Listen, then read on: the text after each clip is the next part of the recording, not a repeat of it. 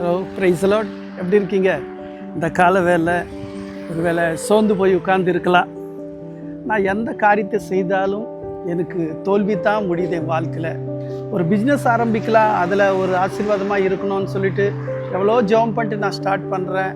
ஆனால் கடைசியாக பார்க்கும்போது அதில் ஒரு லாஸ் தான் வருதே கண்டி அதில் எனக்கு செழிப்பு இல்லையே, எனக்கு ஆசீர்வாதமே இல்லையே. ஆண்டவர் ஆசீர்வதிக்கிறார்ன்றார். ஆனால் என் வாழ்க்கையில் ஏன் இப்படி இருக்குது அப்படி சொல்லி பல முயற்சியில் ஒரு தோல்வி உங்களுக்கு முன்னாடி வந்திருக்கலாம். ஆனால் ஆண்டவர் சொல்கிறாரு, தேவன் ஆசீர்வதிக்கும்படி தான் அவர் இருக்கிறாரு. ஆனால் சில காரியத்தை நம்ம தப்பு பண்ணுறோம். தேவன் இடத்துல ஆலோசனை கேட்க மாட்டோம்.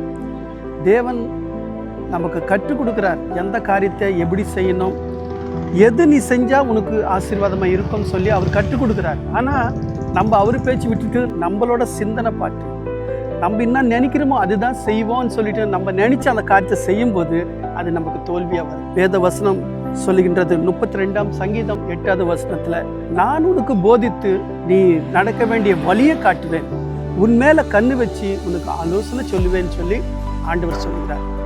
முதலாவது அவர் நமக்கு நடக்க வேண்டிய வழி காட்டுவார், ரெண்டாவது ஆலோசனை சொல்லுவார்.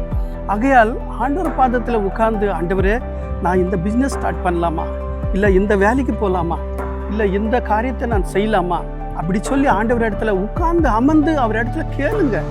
அவரே உங்களுக்கு வழியும் காட்டுவார், ஆலோசனையும் தருவார்.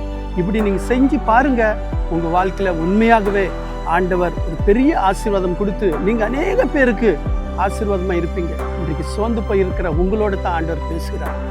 எல்லாம் விட்டுருங்க, ஆண்டவர் பாதப்படியில் வாங்க. ஆண்டவர் நமக்கு போதித்து நடக்க வேண்டிய வழியை காட்டி ஆசீர்வதிப்பாராக. God bless you.